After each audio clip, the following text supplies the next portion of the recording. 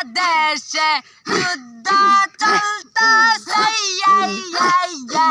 আমার মনে যুদ্ধ করবার মন ধরছে শেখ হাসিনা সরকার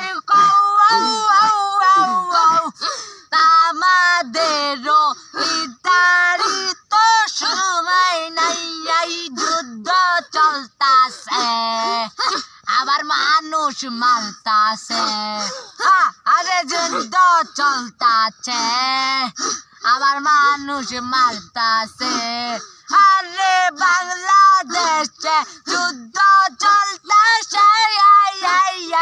আমার মনে যুদ্ধ করবার মন ধরছে সরকার হয়তো ওই না